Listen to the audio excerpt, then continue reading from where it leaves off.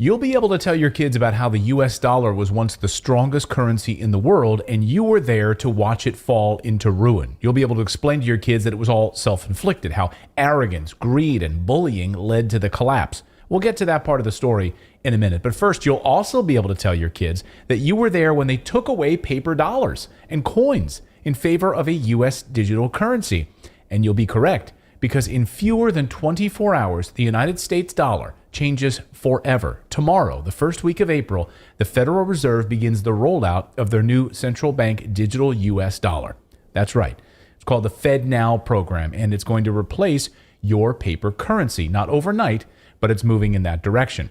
And it will move the United States to a cashless society, a surveillance state where every transaction will be tracked and cataloged, where, as the Fed describes it, money that's in your account can even expire and become unusable. That's right, just like that Red Lobster gift card that you never used.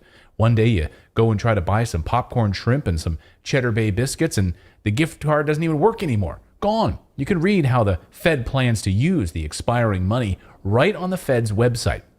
China's already doing it. We already have a template for it.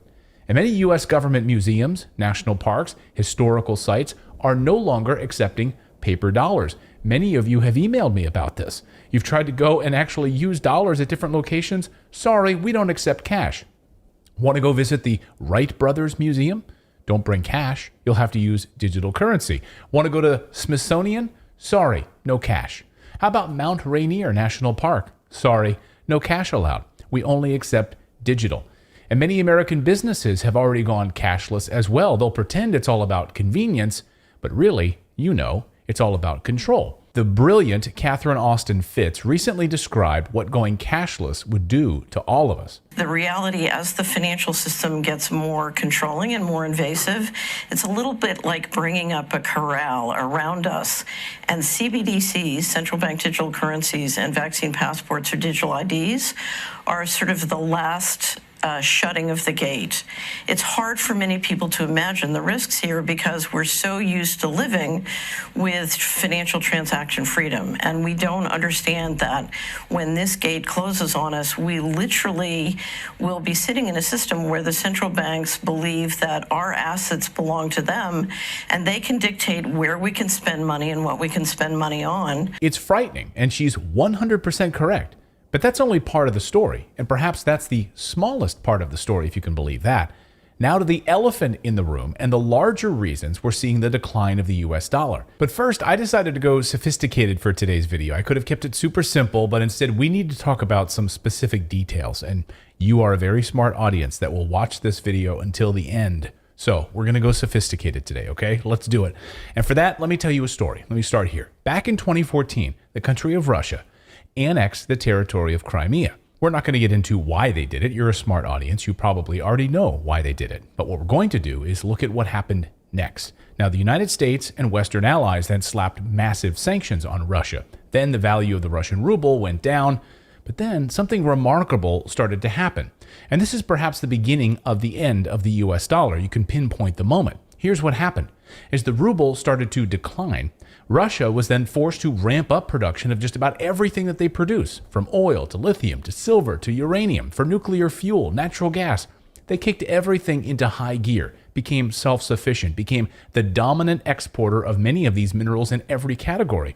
Want uranium for your nuclear reactors? You're probably going to be buying it from Russia. In fact, the United States currently buys almost all of its uranium from Russia. Isn't that funny? They did this because their ruble was going down. They needed to produce more oil in order to sell more oil to compensate for the lower prices that it was receiving in US dollars, while the United States was destroying its own manufacturing base under President Obama. For those folks who've lost their job right now because a plant went down to Mexico, that isn't going to make you feel better. Russia and China were doing the exact opposite. But all this oil production ended up putting enormous pressure on the global oil market, because now there was a lot of oil being produced. That led to lower prices in oil. And guess what? A decline in the demand for US dollars. They were making too much oil, and the petrodollar value plummeted. So US sanctions on Russia drove down oil prices and therefore demand for US dollars. Then came the war in Ukraine. And even more ridiculous sanctions. This time, they threw everything they had, the kitchen sink, at Russia. And I'm taking robust action to make sure the pain of our sanctions is targeted at Russian economy. The sanctions have crushed trade between Russia and the United States and its allies. This has further led to lower economic growth and a decline in the value of the US dollar.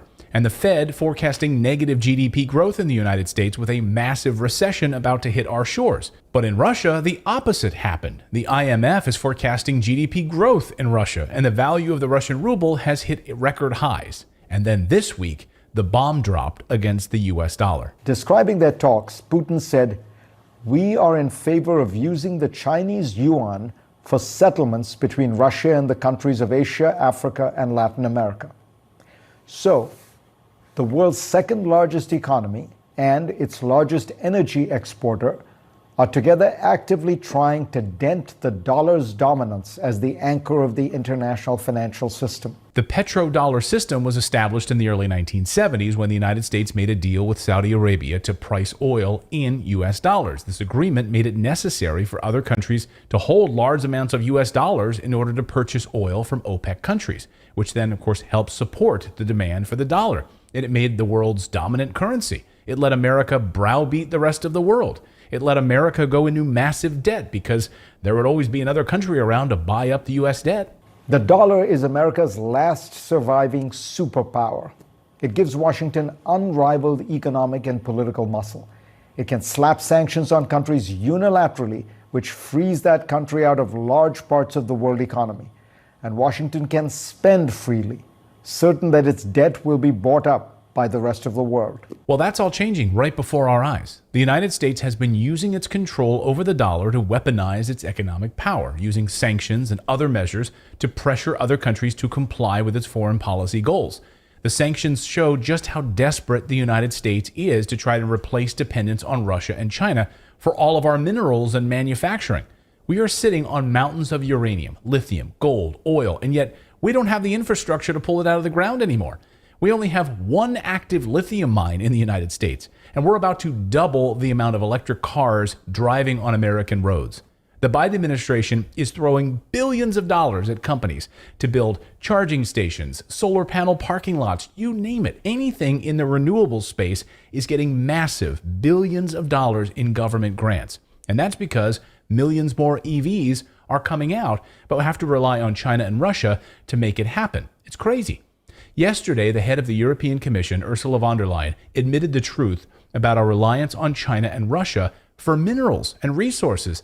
It was actually a pretty big admission moment for her. We know this is an era where we rely on one single supplier, China. For 98% of our rare earth supply, 93% of our magnesium, 97% of our lithium, just to name a few. And literally on the same day that she made that statement, Ford Motor Company admitted that it's spending billions and teaming up with China to mine minerals for its electric cars. They're going to do this in Indonesia. Yeah, that's right. This is how bad it's gotten that Ford is teaming up with China. Here's Ford yesterday talking about this. Not just the mining, but the processing the materials. Actually, even if they're mined, let's say in the U.S., nickel, most of it is sent back to China to get processed. So the U.S. is trying to move away from Russia and China and bring manufacturing back to the United States, trying to incentivize businesses to go green with billions of dollars in grants and tax cuts. If you're building a new condo complex in the United States, the government will pay you to install electric vehicle charging stations. Hotels, the same thing. So, of course, all of these businesses are taking free money and building these things for the tax breaks. They'd be stupid not to. The United States is facing the perfect storm for the U.S. dollar. China, Russia, Saudi Arabia ditching the U.S. dollar to settle oil transactions. On top of that, America has outsourced its manufacturing, its minerals production overseas. And the Federal Reserve moving to a digital version of the U.S. dollar that can be expanded and printed at any moment because it's not tied to any physical representation of money, no coins, no dollars.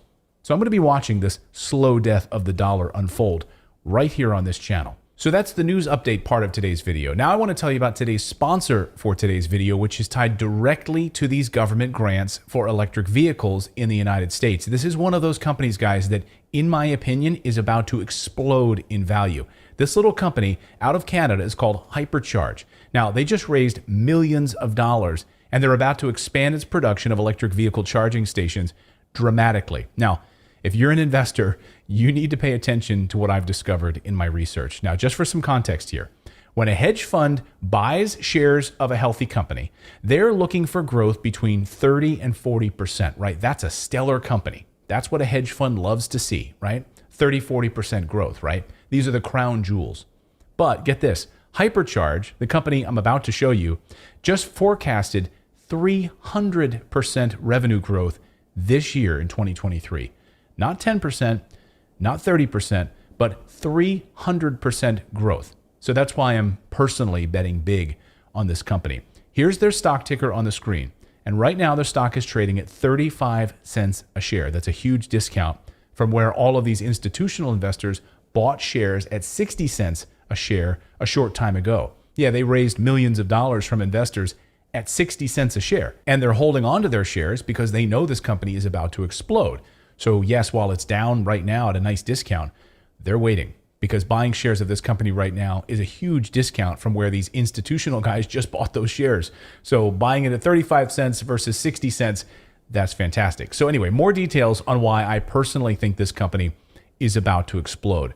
And by the way, no one in the media is talking about this company yet because they don't even know about them. So we're the first right now. So 3 years from now, when you see them being featured on Bloomberg or CNBC, you can laugh about it. All right, so this company, Hypercharge, just told investors that in the year 2023, they expect to sell 200% more electric vehicle charging stations this year, and then grow their revenue by 300%. Literally, you can search around and try to find any other company that's going to be growing by 300%. You could probably count them on one hand. It's insane. So why is that? Well, here's why. There are currently no household brand name charging stations in the world right now. There's no Coca-Cola or Pepsi of charging stations. So it's a wide open space. The industry is like a baby starting to crawl. And Hypercharge is primed to be that dominant player in this market. If you missed your chance to invest in Tesla before it exploded and became the dominant EV manufacturer, this is a chance to be at the beginning of the charger revolution. Of course, all of the accessories and add-ons required to run an entire fleet of electric vehicles. So regardless of your thoughts and feelings about electric versus combustion engines, it doesn't even matter. That's a moot point as an investor. Right now, 2% of all vehicles in the United States are electric. And according to research, that number will double in the next few years. These vehicles need to be charged. They're not just going to run on perpetual energy. No one is better positioned right now than Hypercharge to fill that vacuum for installations of these stations. Again, it doesn't matter what you think of the politics around this. I personally think that oil and gas are responsible for lifting entire nations out of poverty, for providing energy to drive the world's manufacturing and industries. I think oil and gas are the most important resources in the world.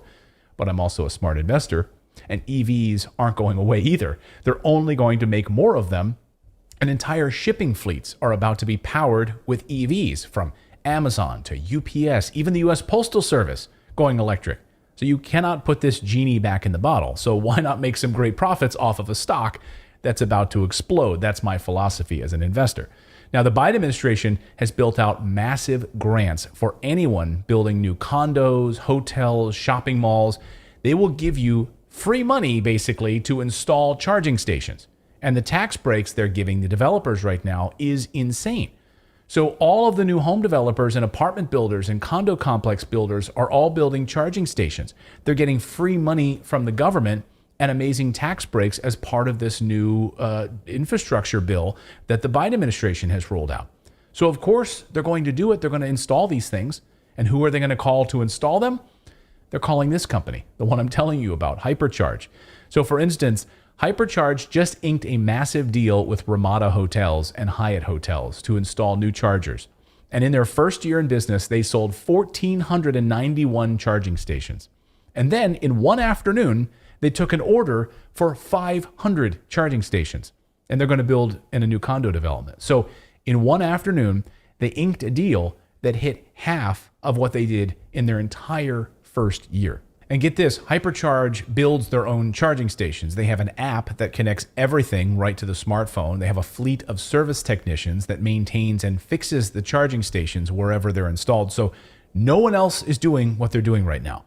So they get the money when they sell the charging station, right, to the condo complex or the hotel.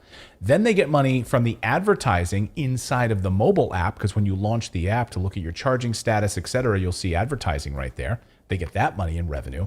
And then they make money with a long-term service contract from the maintenance team that needs to come out and maintain these electric charging facilities for years to come. It's a brilliant business model. They have the first mover advantage right now to dominate this space. Anyway, do your own due diligence on this company.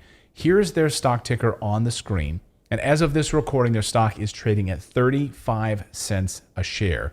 And you need to trade this stock on one of the bigger exchanges like E-Trade or TD Ameritrade or Fidelity. I personally use E-Trade. I've been using them for years.